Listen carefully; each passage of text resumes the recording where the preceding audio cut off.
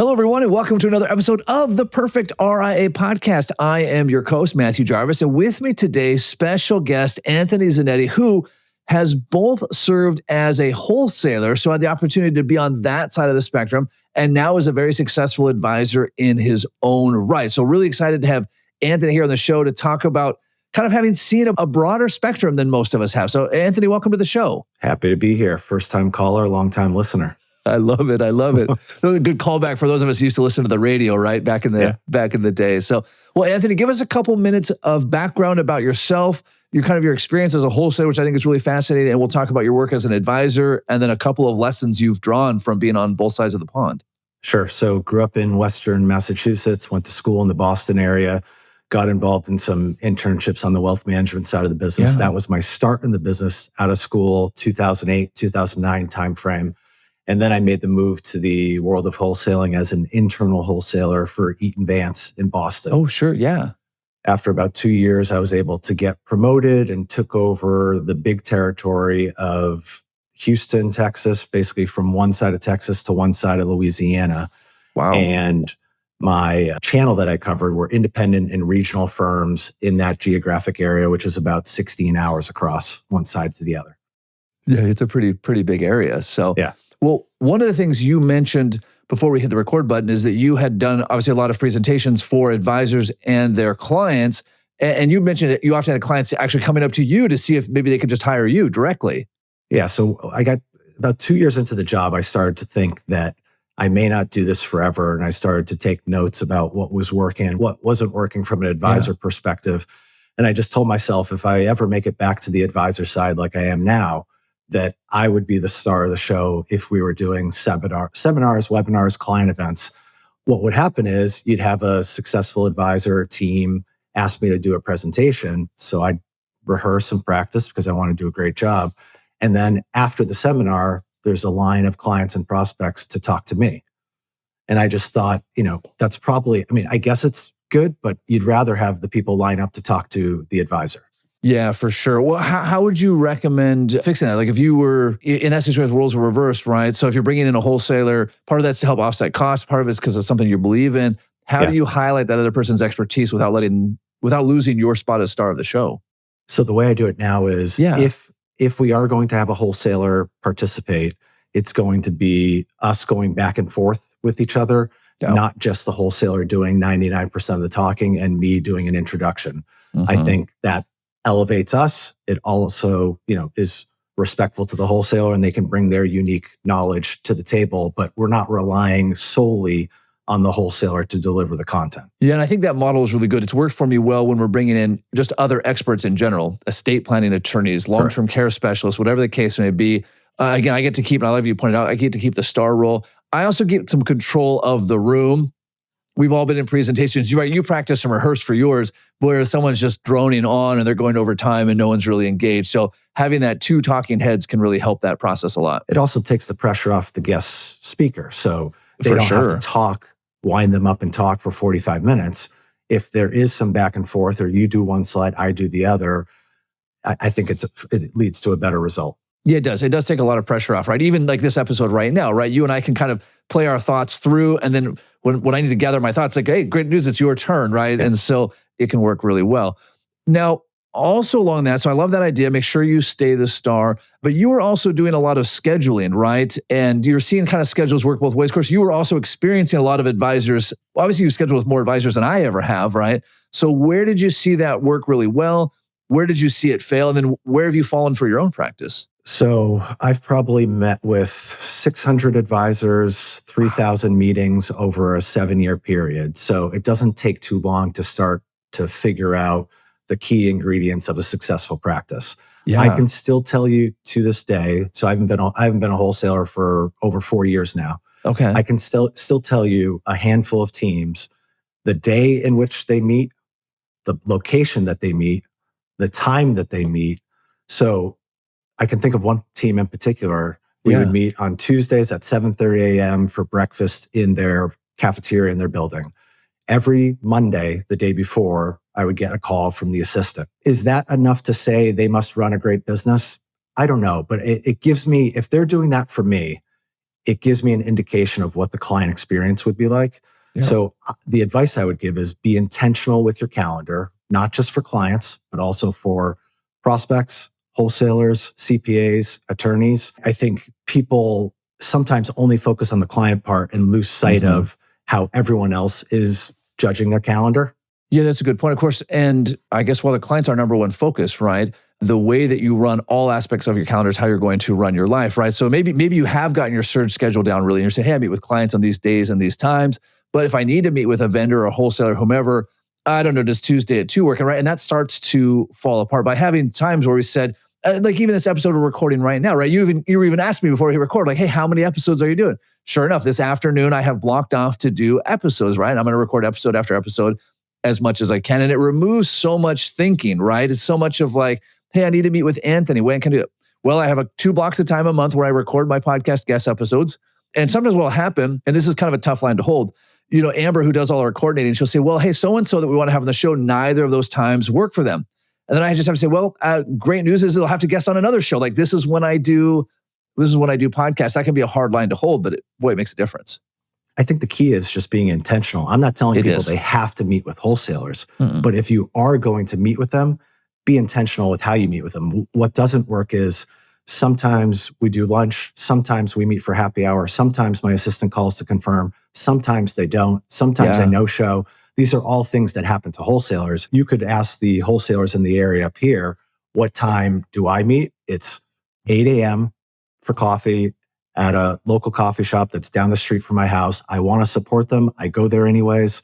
And if it works for a wholesaler, great. If they don't want to drive at 8 a.m., then we don't meet. No worries. Yeah. There's kind of 2 schools of thoughts on decision-making abilities, right? There's one school of thought where it's a muscle and it gets stronger, but I haven't seen a lot of science to back that up. There's another kind of school of thought where there's only so many decisions you can make a day. And to your point, Anthony, if you're saying, hey, listen, I no longer have to make this decision. Great news. I always meet with wholesalers 8 o'clock at this local coffee shop. Perfect. Not at 9 o'clock, not at 2:30, not at the diners down the road. So you've eliminated all those decisions for your life. How does that translate, Anthony, then with your team and your practice, right? Are you that intentional as well with your team meetings? I would imagine you have to be, but I'm just really curious. We're getting there. So I didn't really complete that part of the story. So I went from wholesaler in Texas to branch manager in New Hampshire. Wow. And that transition was to get me back to New England where we wanted to raise our family. Yeah. And then my plan was to find, source, and buy a practice up here. Sure. And 2 years ago, I was introduced by a wholesaler to Tim Mardin, who is now the founder of this business and my business partner. And I, recently bought a third of the business. Oh, congratulations. Thank you. And I'm in the process of bringing some of this structure and what's going to be our version of Surge to the practice. And what we've landed on so far is meetings Tuesday through Thursday, 6 months out of 12 months a year at certain time slots. And I think just by making that change and laying it out in client meetings as far as what you can expect for 2024, that's the last agenda item in every client meeting right now is introduce Anthony, but then what can you expect for 2024?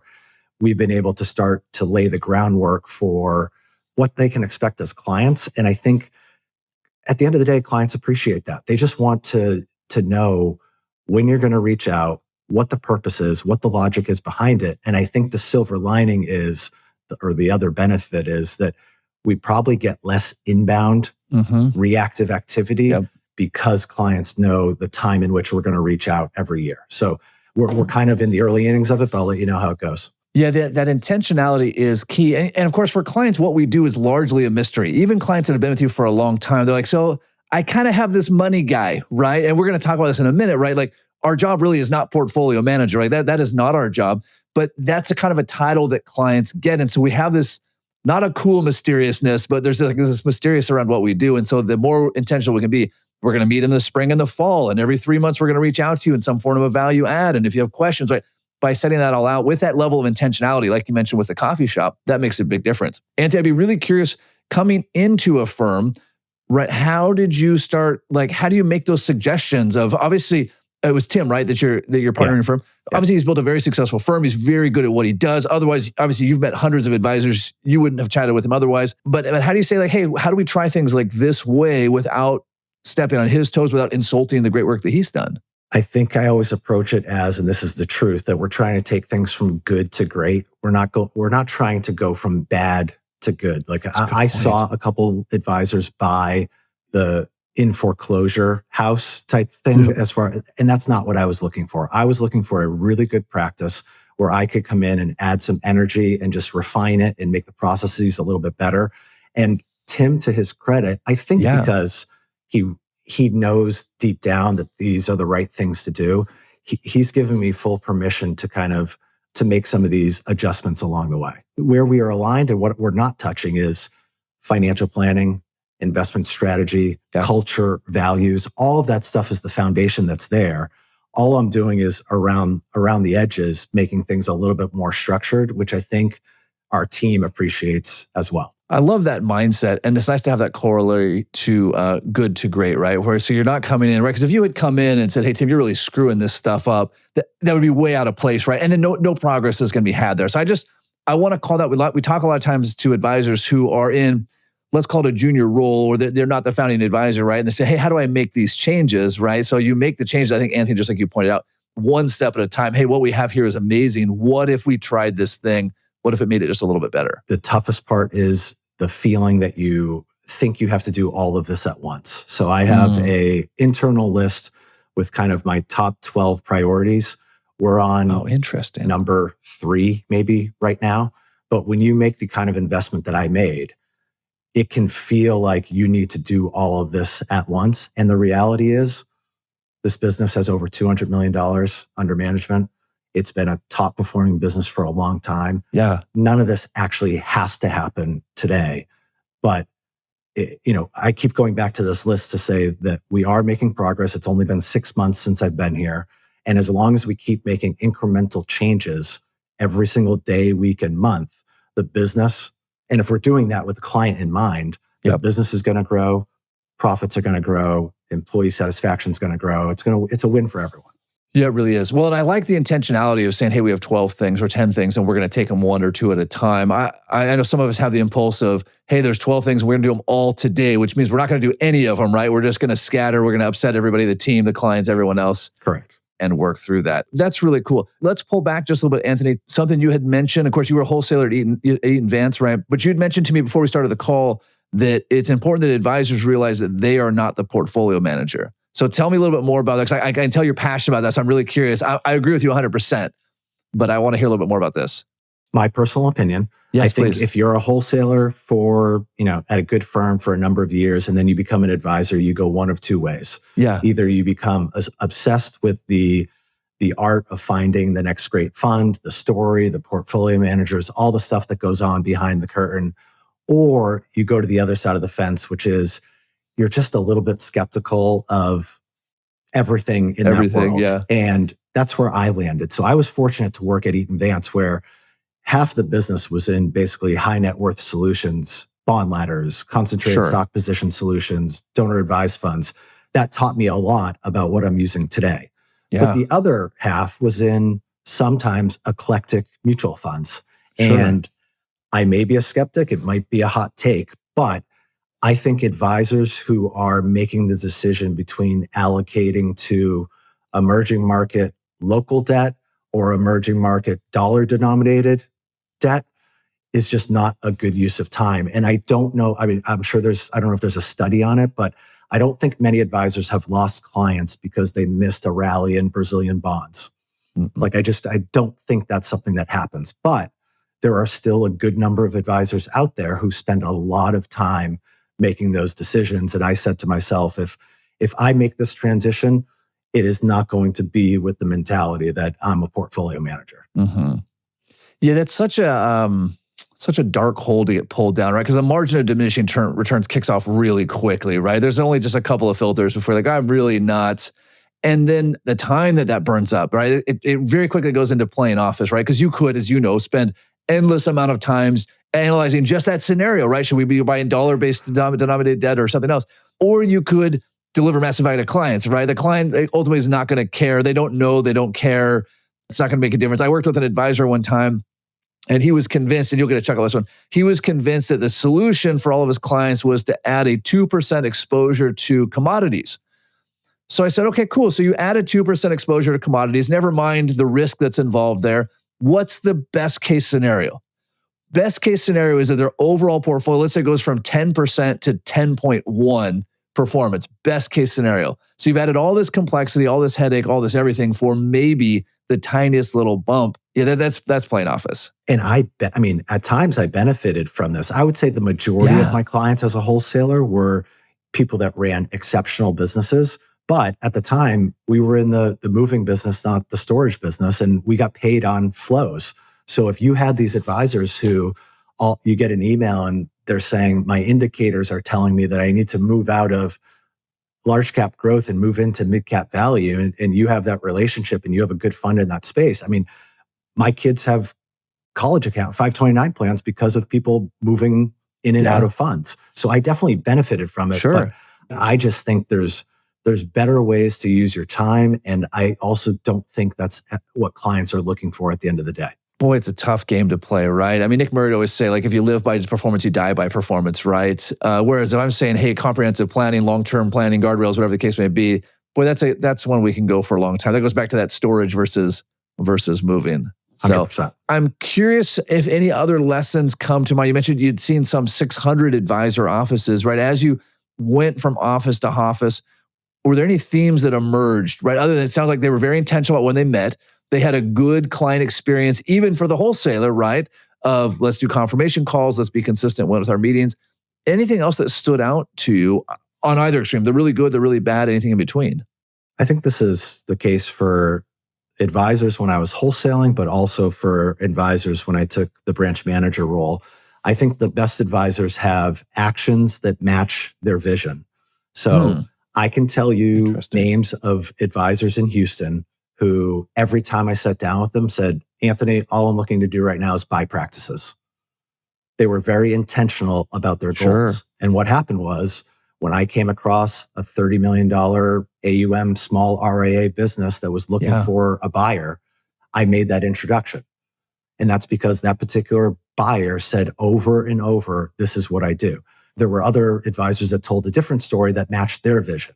Sure. What I saw when I got to the branch manager side was when there's a disconnect there, I can't help you as a manager. So if you're telling me that your number one priority is time spent out of the office or work-life balance, but you have 500 clients, and I can't point out to you that 5% of them make up 50% of, 5% of your revenue comes from 50% of those clients, and that you could scale back and get those hours by doing something with those, that's tough. I had other advisors who said, Anthony, my goal is to build a huge firm. I'm going to have layers and layers of advisors, and I'm going to take on any client that I want because I have a player on my team that I can assign them to. That's fine. It's not my vision that I have for my practice, but your actions match your vision. When there's a disconnect there, I think it's tough for a manager to help. There's probably a correlation there in terms of the level of success of the practice. It seems like that pulls back to the intentionality, right? So if I'm meeting with a wholesaler or a manager or a coach and I say, hey, Anthony, just tell me the good word, it doesn't give you much to work with. But if I say, hey, listen, what I'm really trying to do in my practice, your example is get 6 weeks off this summer. This is, by the way, also my approach anytime I attend conferences. Anytime I'm going to go to a conference, I say, all right, what's one or two questions I'm going to ask every advisor I meet as soon as I realize that they're kind of the type of advisor I want to be? How are you doing your required distributions? How are you doing estate plan? Whatever that is, I want to be really intentional because you could otherwise just walk around the conference, do nothing. You could have all your manager meetings, wholesaler meetings, nothing happens. That's actually how I was introduced to Tom Gow years ago. I asked my Prudential wholesaler, a guy named Michael Appleby, who's still a good friend of mine. I said, hey, Michael, what are the very best advisors doing? That's what I'd ask every wholesaler every time. And he says, hey, there's this guy, Tom Gow. He actually has a coaching program. You should look him up. And I did, and I borrowed money. I joined his program. He's since passed away, but that made all the difference without an intention. Now, if I just said, hey, Michael, tell me the latest about Prudential annuities, or did you bring me any golf balls? Wouldn't have got us very far. Completely agree. I think the other lesson, if I can think of one, is this concept. And again, this is wholesaler, this is portfolio manager, this is advisor, but I think it's the best story wins. So you have to have the knowledge. You have to be putting everything in the client's best interest first. But I think I met some very intelligent wholesalers that didn't have the most sales because they could not convert a complex story into action from the buyer. Same thing with portfolio managers. There were very intelligent portfolio managers who didn't have a lot of assets in their fund because they weren't able to communicate their strategy to the wholesalers, who then communicated it to the advisors. Now you move to the manager world, and I manage plenty of advisors with tons of designations that are incredibly smart and intelligent. But at the end of the day, clients are paying you to help them take action on something. Yes. And if you aren't able to take all of your knowledge and distill it down to the level of the person that you're dealing with, then you're probably not going to be as successful as the person with the same knowledge that's also putting the client's best interest first, but has a way of communicating that makes it easy to digest. So that's why I always say the best story wins. And it can be frustrating for people who think that if they do this, this, and this, well, sales must come my way, clients must come my way, and that's not always the case. Boy, that's a really powerful mantra. The best story wins. Like, even you mentioned stories you don't like the story to sell indexed annuities, right? You get all of the markets upside and none of the downside, right? Like, that's the story, right? And those of us that are planners are going to say that's not how this works, but the story is so good, right? Or like Harry Dent, right? Like, I followed Harry Dent, like the baby boomers are all going to retire, the market's going to collapse. That's a compelling story. Now, it turned out to be total crap, and his funds never made any money. But this Dave Ramsey, all debt is bad debt, right? These Tony Robbins, right? Unleash the Giant Within. They have these compelling stories, and it's easy. You can see I'm like passionate about this too. It's easy to be dismissive of that. Well, that person's not an expert. They're a charlatan. They're a storyteller. But to your point, Anthony, they're getting people to take action, and you're not. You know, we talk about certain people that have big followings in this industry, but there's a reason why we know what Dave Ramsey stands for. You can talk to people about the baby steps. That's because he has a story. Yep. He tells it over and over and over in a convincing way, and he also believes it. So it's tough to argue with that. I would, just kind of a random side thing. If you're having a hard time with your storytelling, one of the best things I ever did for that is I took a stand-up comedy class. Because when we go to stand-up comedy, it feels like it's, shucks, I remember the other day this thing happened, and it turned out to be hilarious. But that story was perfectly rehearsed, right? That's like all comedy is storytelling. And so just for any advisors listening, if you're saying, hey, I'm struggling with storytelling, either start asking your wholesalers for what's the best stories you hear, or go take a stand-up comedy class. That will really help you with your storytelling skills. For anybody listening who says, like, I would love to take a stand-up comedy class, the comic that trained me, a guy named Corey Michaelis, he was actually the MC at the RTS Tax Summit. We're actually working with him to put together a comedy class for advisors. So send an email to Lifestyle, the Perfect RIA, if that sounds something like you'd be interested in. But Anthony, back to you. I love this storytelling concept. I love that advisors, we're not supposed to be portfolio managers because ultimately we can't be, not in an effective way. I love the intention. I guess I would ask, as we start to get towards the end of this episode, where's an area in your practice right now where you feel like you're trying to apply the most intentionality?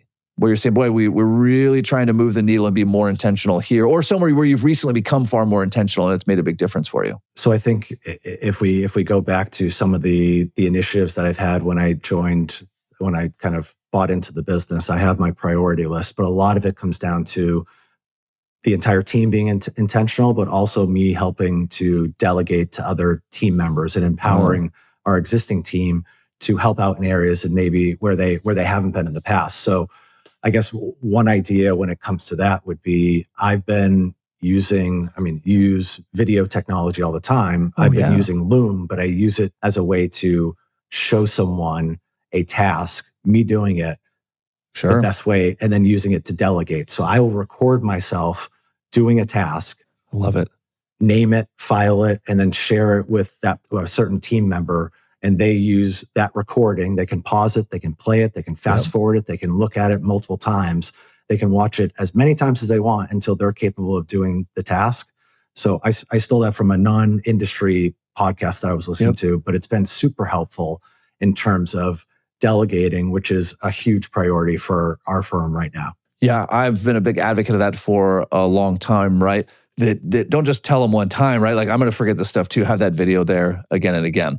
Well, Anthony, as you know, this podcast is all about taking action. And so in addition to the Loom videos, I love that. Any action items that come to mind for you, saying, hey, as advisors listening, again, having met with 600 advisors, thousands of meetings, being an advisor yourself, being a branch manager, feel like, hey, listen, jump out of your chair and go do this one or two things. What would really come to mind for you there? So two things. One is just remember your calendar is your brand, and that's not only for interesting. That's not only for clients. So I use Calendly with CPA meetings, potential interns, networking, wholesalers. If you can have that level of diligence and intentionality, not just with your clients, but across everything that you do. I mean, I wish my wife and I could use it for our social life. It would just make things a lot easier. So that's number one. Just remember your calendar is your brand. Number two is, I spent 15 years in what I would call corporate America, where my calendar, I was not able to control. The majority of things on my calendar were things that I didn't put on there. So one little thing that I do on a weekly basis is my wife and I get coffee every single Monday at a time where I used to have a mandatory conference call on my calendar. Really? And that is my reminder of why it's so great being a business owner. So I guess the action item is put something on your calendar on a weekly, monthly, quarterly, annual basis that's a reminder that you do not report to someone, that you are your own boss, that you control your calendar, you have the freedom to put things on there.